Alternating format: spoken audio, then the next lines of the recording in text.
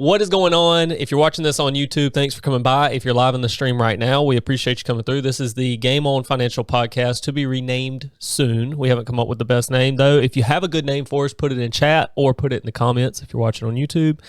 I am your local tax guy. This is Joseph Lingle, manager at Game On Financial, and this is the Game On Financial Podcast. We are jumping in today to a fun topic that super fun. I think we're going to be... honestly, we're going to probably be approaching pretty just like factual from the number standpoint, but I think a lot of people have strong opinions on this topic, and it's one that's near and dear to our heart, which is Call of Duty. But we will get to the topic in a minute. Yep. How's your week been? It's been good. Been busy this week, as always. Still churning out stuff. You've got a lot of life going on, I feel like. I've had a lot of life. My wife's business has taken a hold. I mean, she's been slammed and trying to navigate that and cover for that. And for those who don't know what she does, let them know.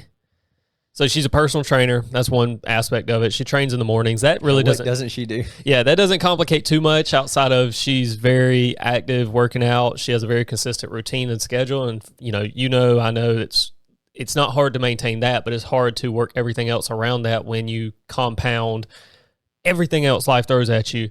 Her business, she sets up balloons for parties. And I know that sounds like, honestly, it's like how much time, like how many parties, they've been busy. They have been, is that better? They have been absolutely slammed and like nonstop. And they're not doing party planning or anything like that. They literally go, they blow up the balloons ahead of time. They go and they install them, and then they come back. And oftentimes they have to go back and, if they have a stand or something that they're using, they have to go back and get it.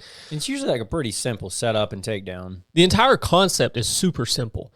It's just that my wife and her partner do effectively everything. Well, they got called in to do a movie that's shooting here in Savannah, and that was a massive project, and it was a lot bigger scale than their normal project. Way bigger scale, yeah. Any like regular party, they're doing like a balloon garland or an arch that you may see in pictures and stuff. Really, like a kid's birthday party. Kid's birthday party. Like it really does set off a theme. They did a candy shop downtown Savannah, and it is a brand new, like a grand opening. Sure. And it looked awesome. Like it really did look dope.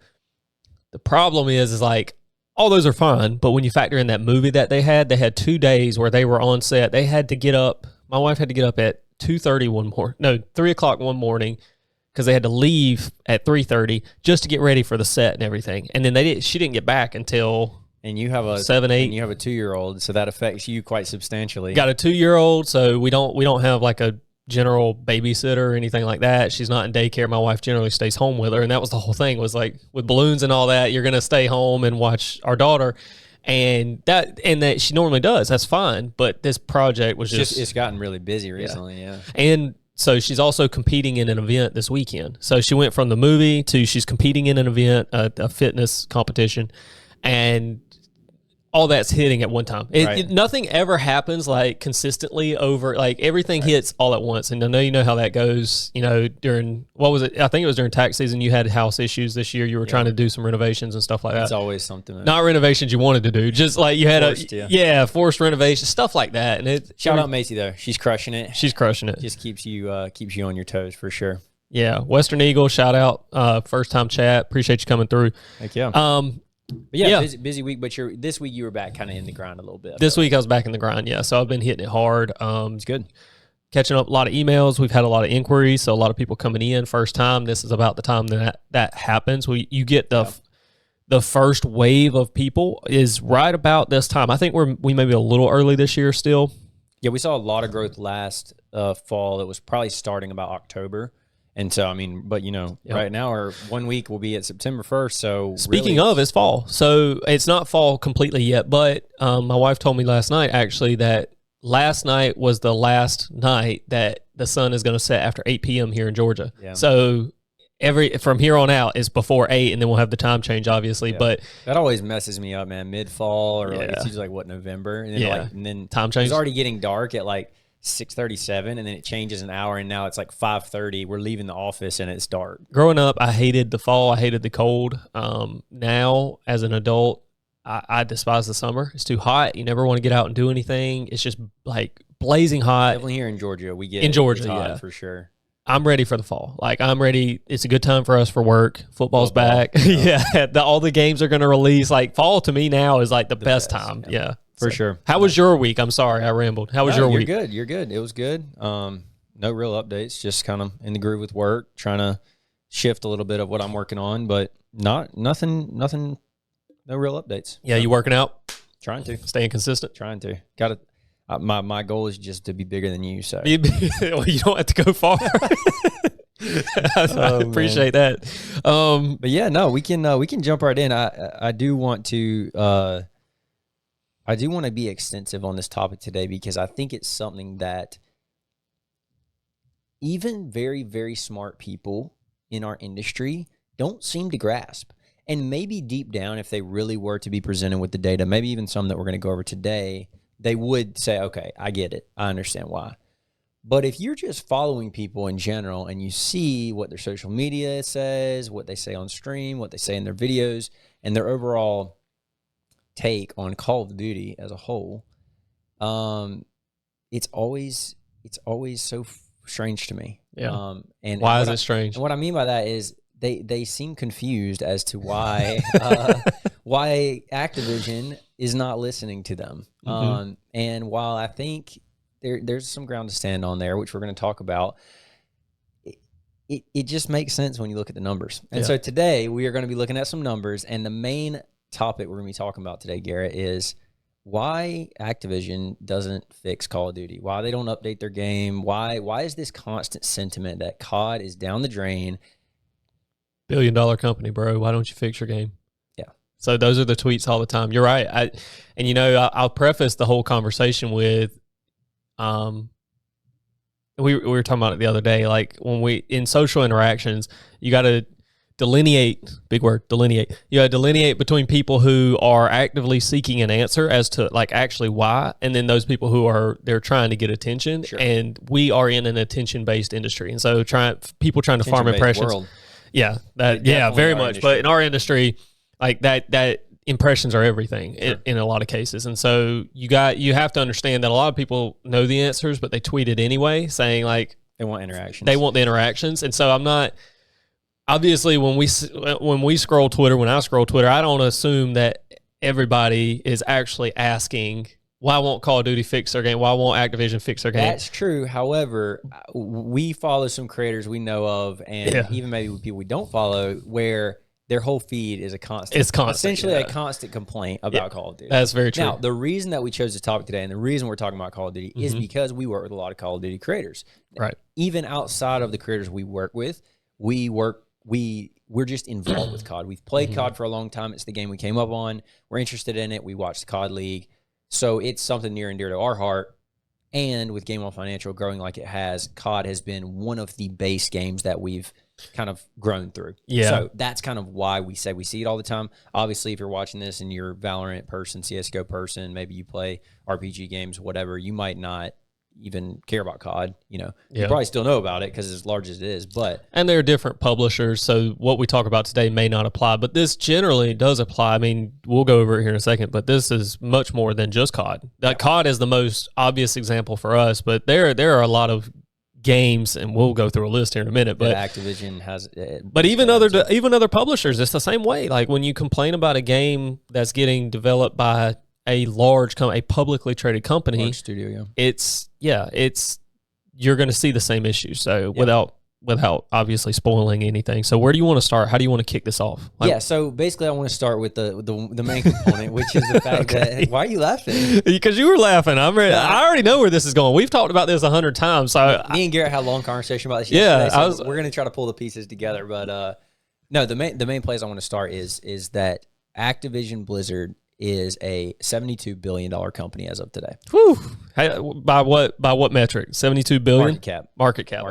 So if you go right now, basically if you were going to buy the whole company, it would cost you 72 billion. Yes. Okay. $72 billion is what the company's valued at right now. Yeah. So I say that, and we can talk about that very casually. We're numbers people. We work with numbers every day.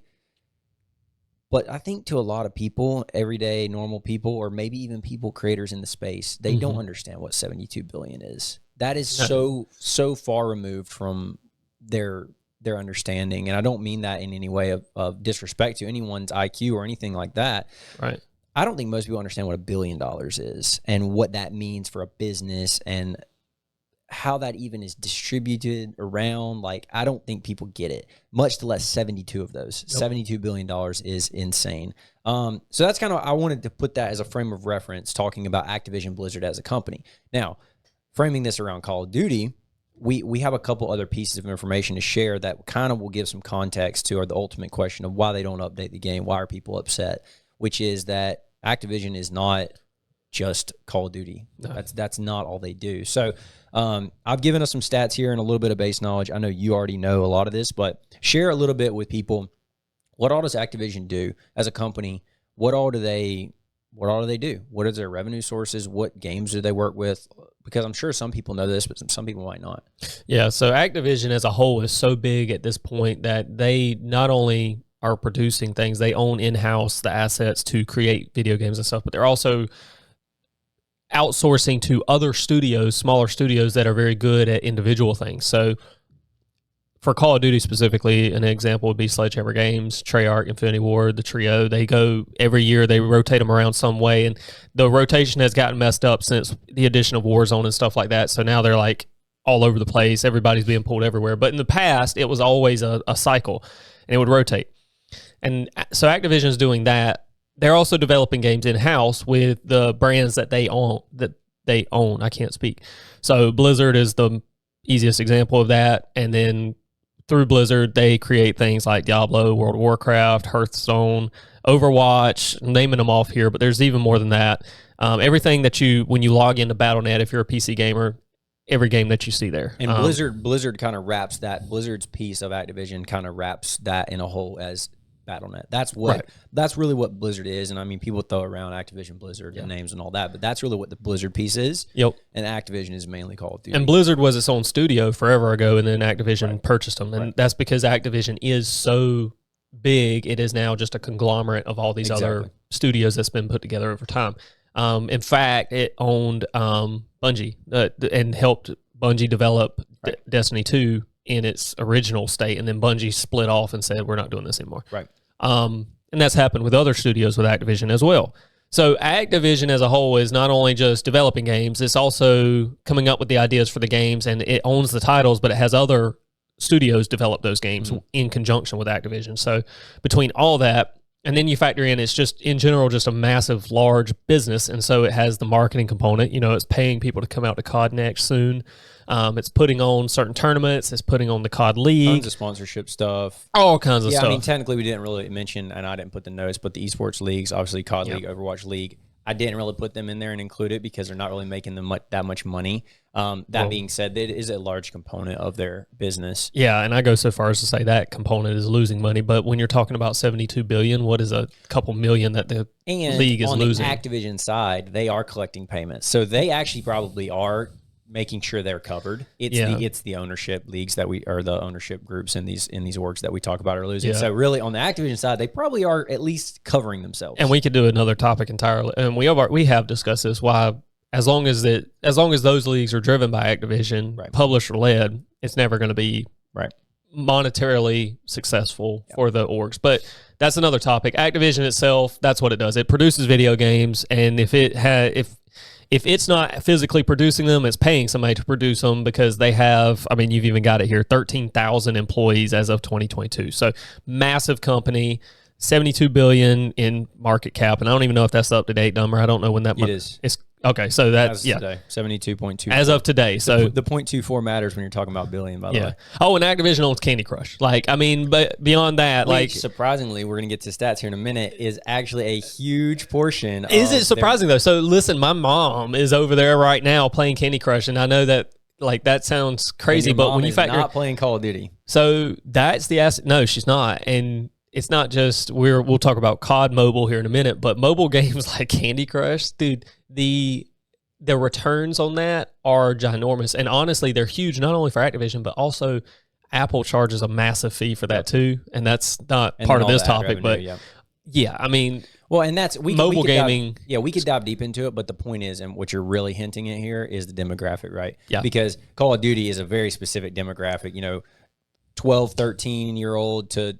30-year-old male, generally speaking. That's their demographic. Candy Crush, their demographic is everyone on this planet, which is a lot bigger than 18 or 12 to whatever, So I think that's what you're really hinting at is the demographic. Anybody who has an iPhone, I mean, or an Android. I mean, anybody who has a smartphone can play Candy Crush, and it's so simple and so right. And you're just paying for spins, and it's wild. So I want to go through the next piece is going to be kind of just throwing out some stats. This is for the numbers people out there. We're numbers people, so that's kind of, again, how we're going to frame this. And then once we've kind of laid the numbers on the table, we're then going to kind of talk about why, from a COD standpoint, we see what we've seen over the past, let's call it 5 to 10 years. The numbers are wild. And these stats are coming off a website, which I can link. We can link in the YouTube description for you guys if you want to check them out. But so I'm reading these straight off. These are not my opinion or anything like that. So the three main revenue sources or revenue distribution over Activision Blizzard is 82% of revenue comes from digital online channels, right? So through their digital games. Retail channels is 6%. We would expect that to be small, and then other sources 12%. They also provide a revenue breakdown, and I think this is 2022 data for separate gaming platforms, which is how people are playing their games. Yep. So video game consoles, Xbox, PlayStation, 27% of their revenue is coming from console. PC-related content, 23%, which is actually pretty surprising. It's a little bit less for PC. And then mobile, which is, as you mentioned, the largest at 39%, which is substantial because it's almost double what the PC is. So it's not surprising when you think about how many people have an iPhone or a mobile device, but it is surprising when you think about COD and these things because you think traditionally Xbox or whatever. So that's kind of how the breakdown of where their income comes from the different activities, from the different revenue sources. How much are we talking here? So this data I'm about to give you guys is from Q1 of 2023. Pretty updated information, a few months old. So in Q1 of 2023, they made $2.38 billion in revenue in 3 months, mind you. So that's pretty impressive, $2.38 billion. And out of that 2.38, you have $580 million that came from the Activision piece, which is Call of Duty mainly. $443 million that was brought from the Blizzard component. We talked about Battle.net and all these other games. And then the King component, which is Candy Crush and like one or two other games that they manage, essentially the mobile piece. $739 million from that. So if you were listening, the King component and those mobile games far above and exceed the other two components, making up that total for that quarter. So pretty shocking to me, actually. I kind of knew this data, but I didn't know that it was that one-sided. And then just to give a little bit more frame of reference for numbers-wise, this is stats with regards to COD Mobile specifically. In July alone, it made $32 million. COD Mobile, that app alone, made $32 million last almost month. 33. And I That's think crazy. since release, which I believe the release for COD Mobile was a few years ago, don't quote me on that. I'd have to go look. It's made $1.27 billion. COD Mobile alone, that one app, has made Activision Blizzard $1.27 billion. So I know that was a lot of numbers there, but Garrett, when you hear all that, and I ask you the question, why doesn't Activision update their Call of Duty game? Why is there not slide canceling in Modern Warfare 2? Do you feel like that data gives you a little bit more information into that answer? I think it does. I think one, when you factor in these numbers and everything, you're sitting here looking. Your first question is like, man, that's a lot of money they're making, and you're like, well, why can't they just add slide canceling? And the reason, quite frankly, is they don't care. I mean, they don't look at the numbers. I mean, slide canceling, what's that going to bring back? Like, who is that going to be geared towards? What is the numbers I'm genuinely curious about, if we're going to get COD specific, are, of the player base, what is the time played? So, like, we're talking about the casuals, and what would you call a casual? Somebody who comes home, plays 1 or 2 hours, maybe every night. And then you have the streamers, and there's the war going on, and we see it on Twitter, like, the streamers are ruining the game or whatever it said. Like, it's funny to me because, one, the streamers, like you said, that are posting this content about the frustrations and constant complaints, is like, you make up so little. It's 1%. It's less than 1%. Oh, 0.01% when you factor in, because we talked about this as Call of Duty. Like, bro, they'll give, if you're a content creator and you're creating content, you getting eyeballs on it, bro, they'll give you the game for free. Like a $69.99 sale, or even the $100 digital deluxe, like, it doesn't matter to them to hand you that, because you're going to get the eyes on it regardless. And you may critique the game and say there's no slide canceling, but for every one of you, there's 600 other people out here that are like, oh, I love boots on the ground, no slide canceling, no movement, sentinel gameplay, try like 600,000. Yeah, 100%. And that's the thing, is like, that's why Call of Duty's not doing it, because these numbers, you don't even need all these numbers. You just need one, and it's like they're making billions of dollars every year. Right. It ain't from you, the content creator. And that's where I think the frustrations lie in the complaints. Call of Duty, sadly, doesn't care. And from a business standpoint, you may argue that they shouldn't, because if you look at the year-over-year revenues, I mean, you look at games like Vanguard that had no business selling as many copies as it did, and it did, they're just going to keep pumping out these games because it keeps selling. And that they're not selling to you. I'm glad you brought that up. And Vanguard specifically isn't on the list, but for top 10, if you look at the top 10 COD titles sold and the records, Modern Warfare 2019, which you all know is super Vanguard's popular. Not on this list? I think it might be at the very end, but I don't think it's not in the top 5. Is Modern Warfare 2019. Sure. That was number 3. Some of the old COD titles are number 1 and 2, but that was number 3. We know it was super popular. Brought a lot of people back to COD. Warzone was huge. So that game was very highly sold. At 30, right over 30 million copies. Call of Duty Black Ops Cold War, which is the next year, that if you followed the Call of Duty scene, was not very popular, sold 30 million copies. That's the exact frame of reference you're talking about. Even in years where people didn't enjoy the game and people didn't, had so much to say about it, left and started playing other games, they're selling 30 million copies and breaking their all-time records in some cases for those game sales. So to your point about why should they update it, why should they care about slide canceling, you got to think about it. 30 million times $60 or $70. I just did it. 30 million times $69.99 is $2.1 billion. Right. And that's just copy. And that's just 2.1 billion. Purchase. That's just the copies purchased. And they did that year after year. They did that 2 years in a row, because they did. You said 19. Yep. And then they did again in Cold War. And even if Vanguard, let's say Vanguard sucked and it was half of that, it's 15 million copies. Okay. They did $1 billion in revenue. $1 billion in revenue. And so people that are, they have this small frame of reference on that, because even when we do just take the COD piece and separate it from all these other things we just told you about, the mobile side, the King with Candy Crush, and all of the other Blizzard stuff with Battle.net, even if we just remove just the COD piece, it is still extremely successful. And so from a business standpoint, you mentioned this, maybe you should argue that they shouldn't care. What do you mean by that? They shouldn't care. Yeah. So, I mean, the numbers don't lie. And the fact of the matter is, there's, profit is proof of concept. And I've said that a million times. Like, if you're profitable on this and you can keep churning it out, that sounds terrible, but that's business.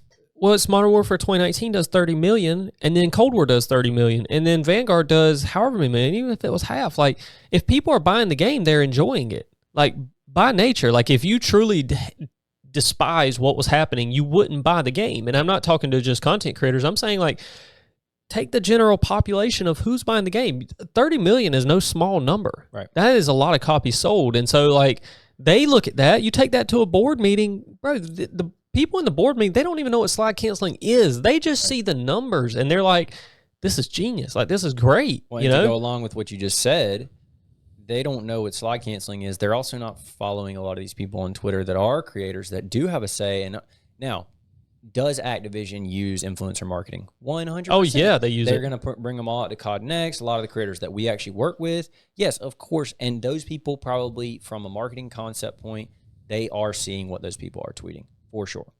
But to your point, in the boardroom, and me and you were talking about this yesterday, in the high-level up meetings where the people who truly make the decisions are sitting, they do not see your tweets. They do not care about what you are tweeting. And if I don't know, take your largest content creator.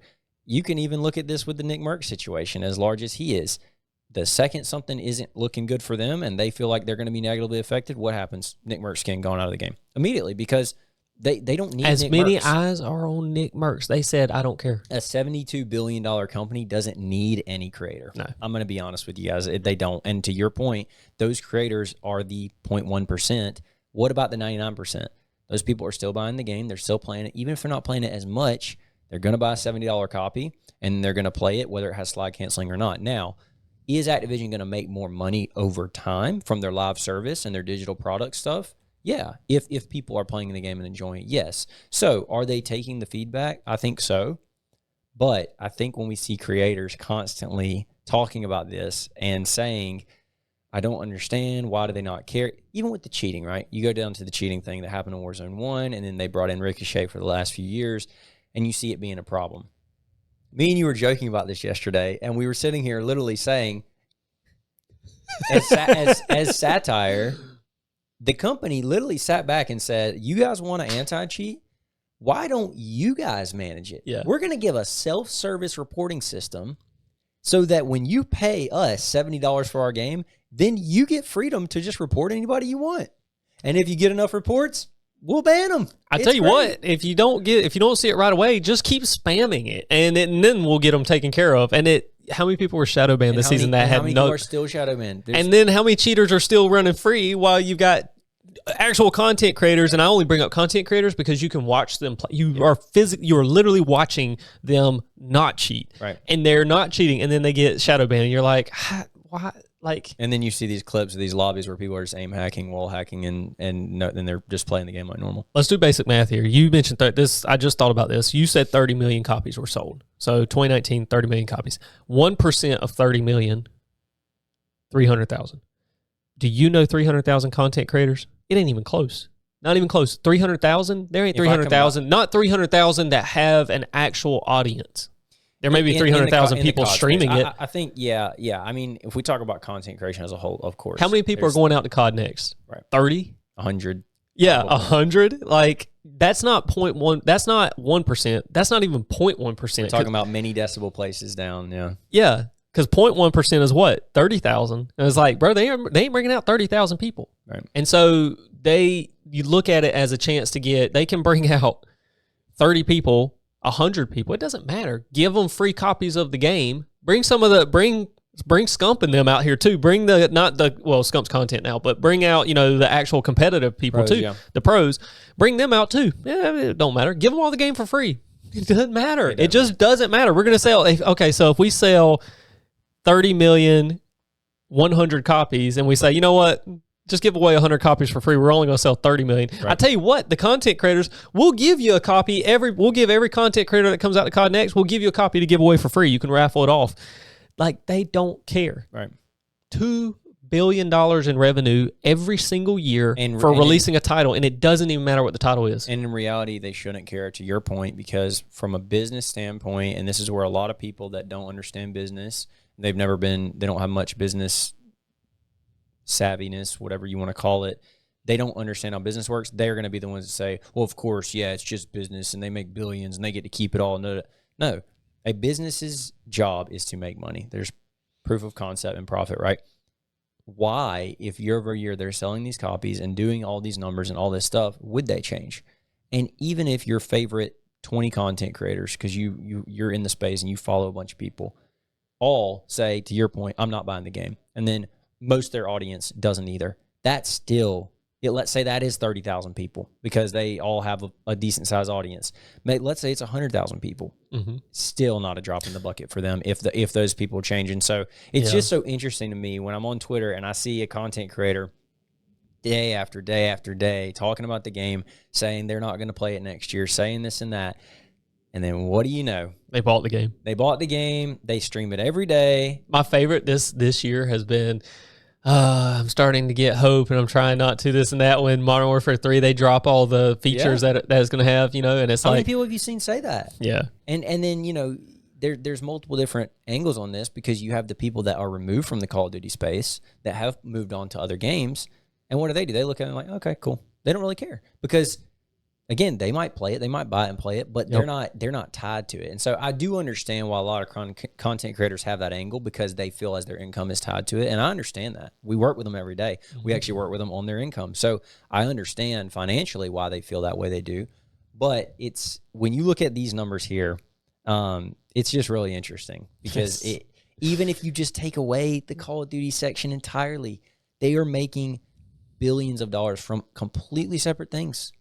And even if you take away the COD titles they release each year, COD Mobile is crushing regular COD. It's crushing it. And you can say, well, the mobile or the copies sold each, But even then, you have in-game purchases and you have all the ad revenue that happens on COD Mobile. They're having huge tournaments. The payouts for the COD Mobile tournaments are like as big as or bigger than the COD League. Like, it's literally crazy. It's nuts. It's insane. And and then like Call of Duty is such we're saying two conflicting things. It sounds conflicting, but Call of Duty for Activision is, it's just a piece. It's a cog in the wheel. It's small compared to like the overall big picture. But for these content creators, Call of Duty alone, like the titles being released and the money it's producing, is so big that I hate to say it, but like your opinion does not matter. It doesn't. The studios may listen to you, and the studios may take feedback genuinely from the pros who are trying to literally develop some sort of skill gap so the game doesn't get stale. They may listen to that. And the studio, now again, Call of Duty, Activision hires the studios, outsources to the studios to make a lot of these decisions. So it's even more removed from Call of Duty than you think. Yeah, and so like when going back to that boardroom, like the studios are doing all the heavy lifting here. Right. They really are. And Activision is providing manpower and resources. To come do the paint in your house. Like that person is the one who cares. So the studio, Sledgehammer, is listening to the creators and the pros and genuinely they probably are making an effort to some extent to do these things, but they're handicapped. They have a budget. Activision's told them how fast they need it. They have to get the stuff done and have it like ready for release. And there's a lot of things behind the scenes to get a game. Like look at X Defiant. Somebody tweeted out the other day that Mark Rubin was tweeting out that it's close. Like we're going through final approvals, all that. And the game, it just takes time. And guess what happens after launch when they've sold their 30 million copies? Or let's say just at launch they sell 10 million, the other 20 come over the next couple of years.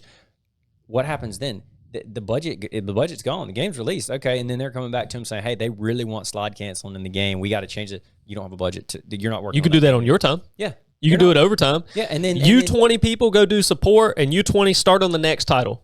And that's exactly how it is. Moved on. And rightly so, because they're still breaking these records. So we're framing all this to say, I guess the main point, which is, why would they? That's the main question. Is why would they? Why would they not fix their game? Right? Why won't they fix their game? No. And you're saying, why would they do it? Why would they fix it? Yeah. Because the reality of it is, until basically like somewhere around the maybe 10 million people mark stop buying it. Yeah. Which isn't, and that people may say, a content creator may say, well, that's going to keep happening if you keep releasing these bad titles. Maybe so in 10 years. Yeah. So they got like a 10-year gap where they can just keep bringing in $2 billion. What do they do? And I'm going to say bad title. This not a bad title. Bad title from profit standpoint, not bad title overall. What happened when they started getting away? They released Advanced Warfare, Infinite Warfare. Then they have, different movements in Black Ops 3. And, they start changing things up and like that. And so all of a sudden, the numbers start diving a little bit. And then what do? They say, you know what? Modern Warfare 2019, we're back. And what happens?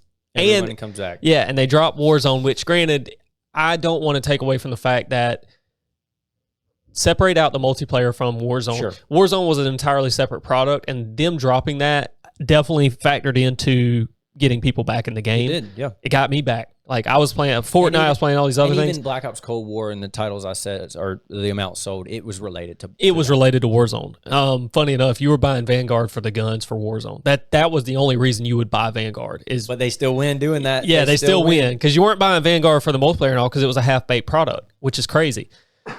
But I say all that to say, like...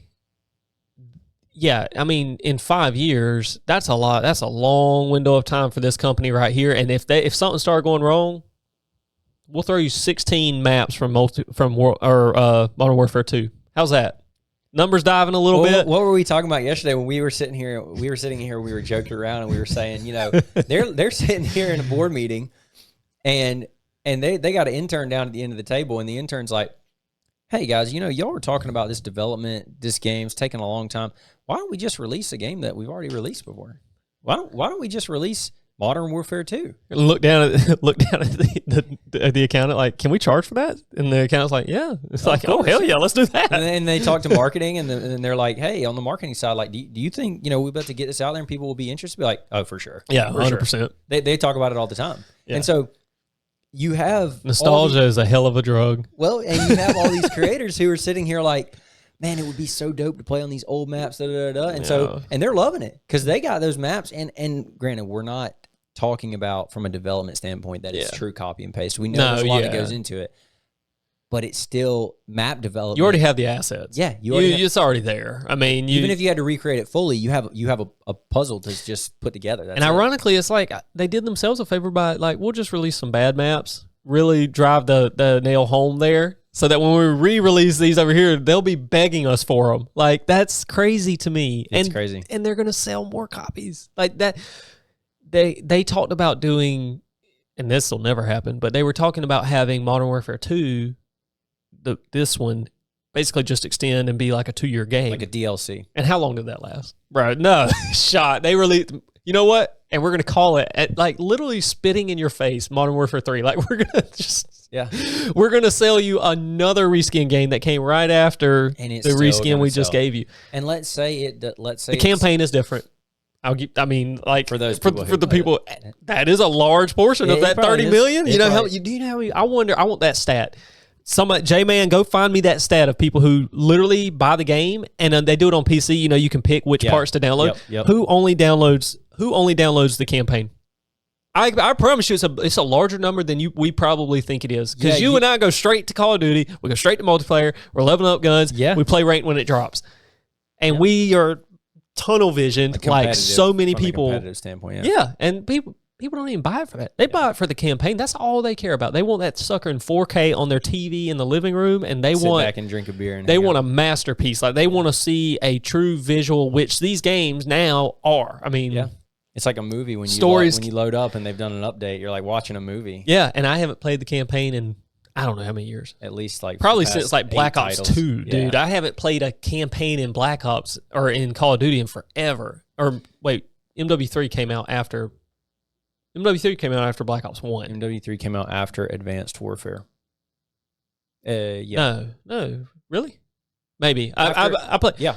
I played both of those. So I played both campaigns on those anyway. Yeah. But I think MW3 or Black Ops 2, whichever one of those, that was the last campaign. Regardless. So from the standpoint of J-Man said "own it, boss" in the chat. On what? What was he on?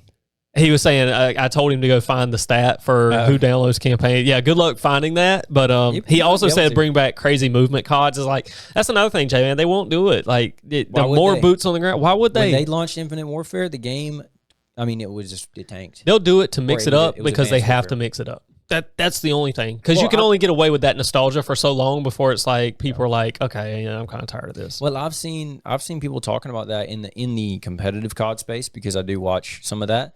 They'll talk about it a lot. It's like, man, right. I would love the wall running. Bring the jetpacks back. Jetpacks is every year actually for the past 3 years they've talked about bringing jetpacks back. Yeah, would it be cool to watch Abizi and them shoot jetpacks in the COD League? It'd be awesome for us. But is little Timmy, 16 years old, likes video games, gonna play it? No. And is like even like 30-year-old whoever who likes to play Call of Duty on the weekend and whatever, are they going to play it? No. They're not even going to buy it because they're going to be like, oh, that's too much like Halo or that's too much like whatever. You saw the tweet. It was like, we're taking our game back from these streamers and all that. I think I sent you that. And like, that's it's not really a war going on. Like the streamers joke about it, and because the streamers are streamers and they're content creators, they're gonna like repost this stuff. Right. But dude, most of the casuals are literally like you're saying, it's little Timmy just sitting out there like they don't even know who the pro players are. Nope. They have no idea. And dude, the COD League is getting 60,000, 70,000 people watching it, while Scump has another 100. Like, That's nothing. It's just a drop in the bucket. Yeah. And even That's then, nothing. how many people are watching the COD League and watching these people play, but they can never do that. That's not an insult to Scump or any of them, by the way. I mean, that's awesome. The fact that they're restreaming the COD League games and getting that viewership is awesome for them. But for Call of Duty, for a $2 billion a year company, just on Call of Duty alone, $2 billion in the quarter, by the way. $2 billion in the quarter. I'm pretty sure Activision as a whole was $2 billion in the quarter. I think it's like $8 billion over the year or something. Call of Duty produced $2 billion just based on 30 million copies sold. Yeah, that's $2 billion. Yeah. And they have 13,000 employees. Do the math there. Divide $2 billion by 13,000. That's a lot of, like, the margins on that are stupid high. Yeah. You know? And of course, Bobby's taking home banks. Yeah, I don't think he's a CEO anymore. I think he was. Yeah, he was. Who's the CEO? How do we not know that? Who's the CEO? J-Man, go find the CEO and put it in chat for me. Yeah, we needed a Who's the CEO of Activision? Research and development person. Yeah. Well, that's why I want J-Man here producing, because we can have all this. I know he's back on Monday. J-Man's back on Monday, chat. So we're very excited to have him in so we can actually produce this stuff. Okay, so now that we've kind of laid out there basically why, it seems very clear to me and you why they wouldn't. Mm-hmm. I want to frame this a little bit in a way that ties to what we do every day with content creators. So we talked a little bit about how for Activision as a company, Call of Duty is just a piece, and how, you know, it's going to go up and down, but it's only one piece of their thing. Now, granted, it is a large piece, but it's a piece. There's other things. But for the content creator who maybe is doing well, maybe they make $100,000 a year and they stream Call of Duty, and that's their game, and they're good at it, and they play it all the time, and they tweet about it, and they're the person who maybe poses this question of why won't they update their game? Sure. Do you feel like it's a bad thing for them to be putting all their eggs in that one basket of one game? Yeah, I mean, absolutely. I think, you know, that goes back to the old, and this is strictly a content creation like point of view here. I'm speaking to them. Are you a content creator, or do you just log on and stream every day? Like, are you just playing video games and you just happen to turn on your stream, and maybe you do have a good, you know, you have a good concurrent viewership and all that, like, you know, that's good. But if you're genuinely pursuing content creation and trying to make it a business, no, absolutely. I would not focus strictly on Call of Duty being anything and everything for me, you know, unless that's like that demands a lot more. You got to be good at it. And you got to understand, like, Metaphor is a great example, because like a ton of people stopped playing Warzone. He just kept going because he was enjoying it. And he said that his viewership maintained because everybody was looking, the people who are looking for Warzone because they enjoy it, they're going to look at him. With like Cyber PK when people left Fortnite. 100%. Fortnite, great example. Fortnite. And still streams it. And so, like, if you know what you're doing, sure. And both of those names are pretty big. Cypher being way bigger, obviously. But, you know, Metaphor, decent concurrent viewership. And so that's fine. But you got to understand what game you're getting into. I think it's also key with what no pun intended. You got to understand what you're doing. You can't just, like, you know, if you're just turning on the game every day and streaming, you know, that applies to any game. You can't just have all your eggs in one basket. Because I think it's also key what you said of just the enjoyment piece. Yeah. Because if you're enjoying Call of Duty, whether it has slide canceling or not, but you just enjoy that title specifically and you're okay with grinding it, that's great. Play it. Yeah. Play it. But then also out of the same side, like, maybe don't tweet about all the time how horrible it is. Yeah, because that's you're kind of going against yourself in that's the game you enjoy. And that's actually, funny enough, that's usually their reasoning behind it is like, I'm so passionate about it. That's all I want to fix this. I'm so passionate about. Really? You're passionate about the game. You're passionate about your income and the fact that your income is based on the game. So yes, you want the game to be good because you want to financially support yourself. And I understand that take. Again, we work with these people. I totally get it. But I do think too many people tie themselves too closely to something that they can't control. Yep. And you know, to put that in a little bit of reference for us, let's say with our business related to content creators, it would be the same for us if we tied ourselves to a specific type of content creator. If we said we're only going to work with OnlyFans creators or something like that, we're already limiting ourselves off the rip, because now what happens when a gamer comes to us? We're like, hey, we don't really work with gamers. You know? Yeah. 100%. Why would we do that? You know, and so I've actually had people ask me specifically if we work with different types of content creators, not just gamers or whatever. And I'm like, yeah, of course, because we want to grow our business. So it would be silly for us to do that. And I think that's what a lot of these content creators are doing is they're putting limits on their content by saying, I'm only going to stream Warzone, or I'm only going to stream Apex or I'm only going to stream Valorant. It's like, do you have to be a multi-game streamer, you know, a variety streamer? No, you don't have to. But if the game's bad and viewership's leaving it, maybe you should move on too and not, you know, just bash the game constantly. It's important to niche down into a specific area like we've done. And so we service content creators. And to your point, it's not just one genre of content. But when you niche down, you've also got to understand that, like, if there's a negative turn for work, like for us, content creation, somebody's always going to be producing content somehow, right?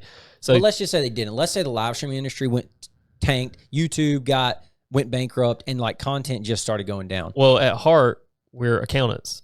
You know, we're tax and bookkeeping. Right. So we could just pivot industries if we had to. And right. I think as a content creator, you've got to be able to do that. You may main Call of Duty, but if you can't switch to another game, that's not your audience, bro. Like right. If you switch to another game and the audience doesn't come with you, that was never your audience to begin with. And I think that's what you need to do is instead of focusing on the game, focus on your community and what is like your content and what you're doing. Being really good at the game, whatever it is that makes people watch you. Right.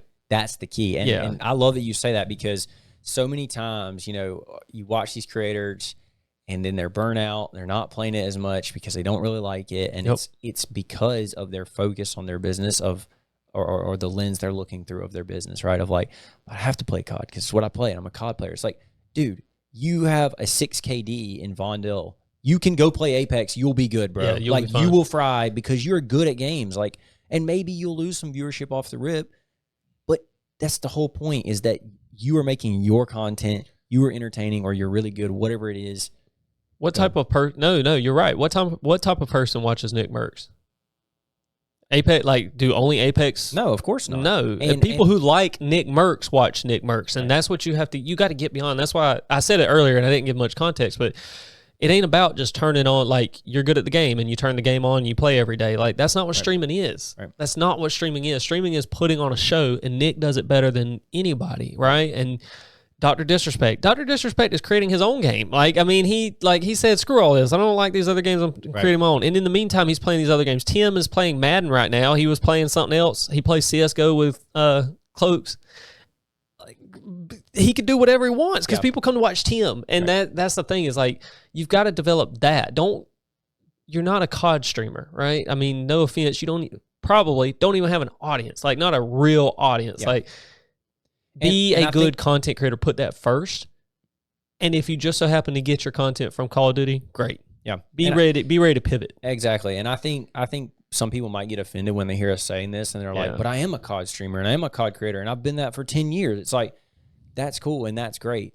But you can't really complain if COD isn't a good game right now or you don't specifically enjoy it yourself. Like, if you don't enjoy it yourself, you can't really be mad that the community's dying or you're not getting as many views on your videos. Like, maybe your content is still just as good, but you're just not really enjoying the game. So you can't really be, I guess you just can't take it out on Twitter and then be mad, you know, at Activision. And that comes back to what we were saying earlier. Like, are they doing it for impressions or are they actually mad? Right. I have no doubt when I read a lot of these, they're actually mad. Like, I know for a fact, because I know some of, like, we know these creators, right? A lot of them.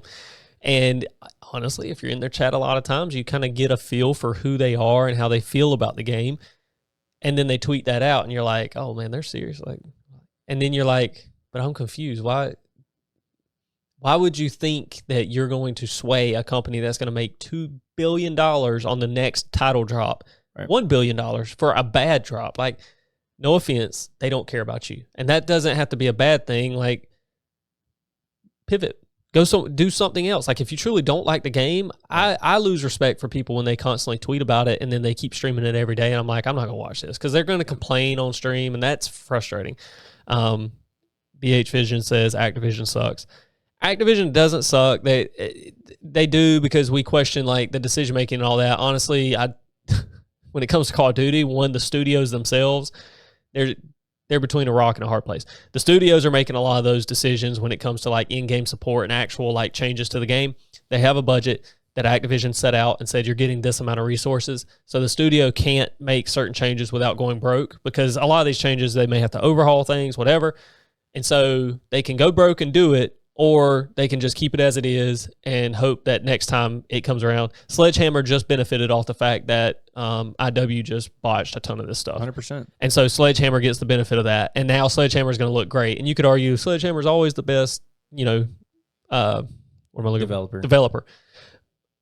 But are they the best developer, or does IW try to switch it up and then Sledgehammer just takes it back to what it was? Right. And they keep doing that and keep doing that and keep doing that. And so I don't know. And you made a good point there, is like they could make the changes and go broke. I can promise you the last thing a $72 billion company as Activision, a corporation that has 13,000 employees, is going to do it for the community. No.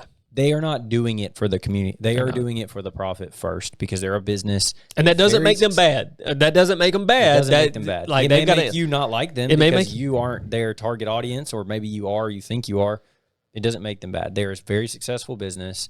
To your point, they've essentially just bought out these developers over time. The whole Battle.net thing, incredible business ideas. They've grown with the growth of the internet and the video game industry. Extremely successful. And so I think when you have to look at it in two different angles. If you want to change things, here's all you have to do. You need approximately $33.5 billion. Go buy 51% of the company, and you now can elect your own board and make all the decisions yourself. Just $33 billion. Just $33 billion. Is it? Who's 33.5. Who's the richest man in the world? Who? Well, Elon could buy it. How much does he? Elon couldn't buy it now. Elon just bought Twitter. Elon has no money to buy it now. I don't know. Yeah, exactly. That's the point. Is it's kind of, it is the way it is. It's not changing. It's too big now. The machine is too big. It's going to keep rolling the way it is. And the reality of it is, this year alone, we can talk about Modern Warfare 3 specifically.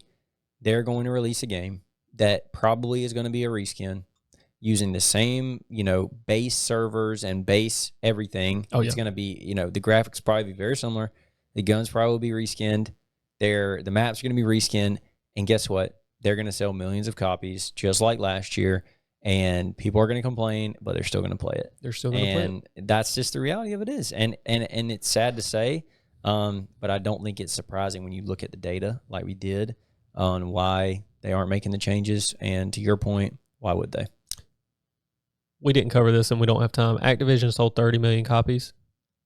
$2 billion doesn't even factor in skins, gun skins, like everything that you can buy in the store. I did mention that when you were talking, but that's just the titles sold. So much of their revenue now is in-game purchases. Right. And the whole live service, the live service game, they really did change a lot of that. I think Fortnite really changed it. But going from a title of like, hey, we're going to give you 20 maps off launch. We're going to give you ranked. We're going to give you skins. No, they're like, we're just going to live service it, release an update by update, and just give you all that stuff's pre-planned. For the people who are like, oh, they listened and now they're doing an update. No, they were planning on bringing ranked this past January for a year and a half. They were planning on that. And then they launched it and people were like, they listened. They brought ranked. That was already in the works. It was already done. It was planned. And the live service thing, to your point, how many people are going on there like, I'm going to buy my battle pass because I don't want to update it. And however, $20. Oh, I'm going to go buy that skin that every Warzone streamer is using because it's black and I want to use it because it's going to look better. Rose skin. $20. $20 times however many millions of people are buying that. Yep. They're raking it in. And so to your point of, well, why aren't they fixing it? Why aren't they updating it? I mean, dude, it's pretty obvious. That's the numbers always tell a story. I think it's funny because this has been a couple weeks in a row now where we've had some company or something that we've talked about where if you look at the numbers, it tells you why. And people know why. They don't know, but they know in the back of their mind, it's $1 billion company, fix your game. Like, no, it's a $72 billion company, and that's why they're not going to fix their game. That's exactly why they're not going to fix it. You know what's funny, and this is the last thing I'll say about it, and then we probably got to hop, but, I got shadow banned earlier in the year. My account got shadow banned because I had to create a new account. And I'd already played the game, so when I created a new account, I was decent at the game. And he didn't get caught hacking. He bought a PC. He got a PC, and he was trying to logged into the wrong account of the first time. So it was a level 1 account, yeah. But I had played the game before. So I was doing well in bad lobbies. It shadow banned me. Yep. So I was struggling with the shadow ban thing earlier this year because I did play a lot of COD this year, Modern Warfare 2 ranked. And I was going to their website, and I was trying to figure out, to talk to somebody to basically explain the situation, whatever. Because at this time, this system is new. The reporting system and all that was kind of new. So I was like, is there a way around this? Is there anybody you can talk to, support, or anything? And actually, I was trying to get into my old account because I was like, I'll just go back to my original account. That's fine. That you had already leveled up guns and all too. Like you had already played the game on that account on your console. Yeah, exactly. And I went on their website and I looked for probably 30 or 45 minutes on their support. And there is nowhere on Activision's website to talk to someone. No. They don't have a chat feature. They don't have a phone number, and they don't have an email. They literally just have directions that they've pre-typed everything out on their support page. That if you say, I'm dealing with account questions, and then I'm dealing with login issues. When you click that, it takes you to a pre-printed instructions page that tells you what you can and cannot do. Right. And that's it. And I was thinking to myself, well, why is that? Why can't I just talk? There's 13,000 employees, right? You know, I know this. I can't get one of them. Why can't I talk to one of them? Why can't I talk to somebody in support? And it all goes back to your exact point. Why would they? They don't need to talk to me. They have my $70 times 2 because I bought the game again on my new account. I've already paid them $140. I've also bought skins in the game. They've already made money on me. They don't care if I don't play the game again. They don't care at all, and they shouldn't. So to that point, it goes back into the same thing. They don't have to. They're not doing live support because they don't have to. 30 million copies sold, and you're going to put a phone number to call if something goes wrong? No shot. No shot. Yeah. And if you think if you get a little live chat thing and you're talking to a bot or something, it's a bot. It's not a person. AI. Yeah, it's not changing anything. And it's going to put you in the same infinite loop of death, the circle of death there. So it's I think to me and you, from a business standpoint and looking at this, and maybe even to a lot of creators out there, as you said, it seems pretty obvious. But to all the people out there that are, maybe questioning, like, why really don't they? What's like, I feel like they should care. Isn't like COD a big part of their thing? No, they don't care. It's only a piece. This does not mean, I do want to say this. There are developers at the studios that do genuinely care. This is not like pervasive. It's not the permanent feeling for everybody. We're speaking in general terms. When you're talking about a $72 billion company, you have to do that. This doesn't mean that all 13,000 employees of Activision don't care, right? There are different levels. There's a reason this is set up the way it is, and especially the developers, when they're flying people, these content creators out to COD Next, the people that they're interacting with from the development side and the content creators, everybody there cares about the game, genuinely cares about the game. They wouldn't fly them out if they didn't. They wouldn't. And the studios themselves, like Sledgehammer and a lot of, the other studios, but a lot of the people at Sledgehammer are going to put a lot of time and effort into they're genuinely going to try and make this the best Call of Duty experience they can. Yep. I think the campaign reflects that the best, because any campaign in the game is going to be like very well thought out with a story and everything. Those people putting that time and effort in, this is not to like disparage them and say like, oh, it's $2 billion. They don't give a shit. Like, no, that's not the case at all. We're strictly stating, like, when you get to that boardroom and the CEO, the CFO, the accountant, everybody's sitting in there, all they care about is $2 billion. What is it year over year? And are we making a profit? Are we making a profit? What is it costing us to do this? And literally then strategizing, like, what does the next 5 years look like? That's all they care about. It's all budgeting. At a corporation that size, it's all budgeting. And even if, let's say, mid-level employee, middle-level management person out of that 13,000, somewhere there in the middle person, they might care. They might love their job. They can't make change. No, they can't make change. They have a certain set of requirements to do for their job, no matter what department they're in. And at a company that is that large, any other company that large, Fortune 500 company, they are simply doing their job, and they can't make change, no matter how much they do care. Yep, they can't. And so it's a machine that's rolling. It's a machine. And it's all, like you said at the very beginning of this, their budgets. This is all pre-planned. They already know what next year looks like on a budget. Are we hitting those numbers? That's all the people at the top care about. Are we hitting those numbers? Yeah. They don't care about slide canceling. Yeah, they don't. I mean, the head of every studio is reporting back to the CEO, and the CEO is trying to basically tell them, okay, here's budget, stuff like this. There's so much more than just even what we listed. And the CEO has to answer to all these people and get them all organized for each game that it's releasing and supporting constantly. Yep. It's a lot more complex than make it seem. Exactly. And so, like, it's not that they don't care because they hate you. They don't care because they can't. There's no way they could. Like, there's just too much going on. So, a lot of your concerns and everything get lost in those levels as it works its way up. And that's really why we recommend what we said from a content creator standpoint about don't rely on it. If you know they don't care about you in the sense we're talking, you know they can't care about you because you're only such a small percentage of 0.001%. Then don't put all your eggs in that basket. Don't rely on Call of Duty Rebirth Island. Don't rely on Warzone. Don't rely on the next multiplayer release.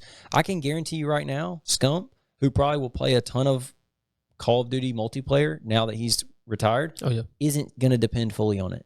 What is he playing right now? Grinding Apex. He's going to grind Rocket League. He's going to play other games because he knows same way. He's been taught that way of like, they're not going to change it for us. So just an interesting topic. I feel like we probably beat a dead horse with it, but that's a good topic though. I mean, that's something like people genuinely don't realize. Like it's there's a lot more to it. There's way more to it, and there's levels that you can't comprehend. You mentioned it like $1 billion. People don't know what $1 billion. I don't think most people understand the magnitude of $72 billion. No. I don't think they understand. It's unreal, and you couldn't possibly understand how the servers and everything set up. What their payroll is each week. What the payroll cost is? Each week? Yeah, I don't know. It should be a line item on their P&L, though. We should go find it. Coming out of the bank when they hit submit payroll. Wonder what that is. 13, I did read in the stats when I was looking that they had, as of end of Q1, they had about $9.2 billion in the bank. 9.2 in the bank, yeah. So for anybody who's going to tweet out $1 billion company, it's actually got $9 billion in cash. So pretty crazy stuff. All right, guys, we do have to jump here soon. Yeah, we're at an hour and 3. You got anything to add? No. If you're watching this on YouTube, thank you for coming by. I'm going to put a link to podcast number 12 right here. I think it's right here. So either one of these sides. I'll put a link there. Go check that out. Also, drop a comment if there's anything you want to hear about in a future episode or anything you took away from this one. We appreciate everybody tuning in if you came through the live stream. And I think that's about it. You got anything else? We didn't argue. No, we'll argue. Maybe next time. Yeah, next time. We're just gonna turn the topic for next time. Arguing. We're just gonna turn the camera on one day when we're in here in your office talking about something, and they'll get to hear us argue. Yeah, that's probably about business stuff. They probably don't care about that. All right, guys. Appreciate you guys watching. We'll see you next time. Peace.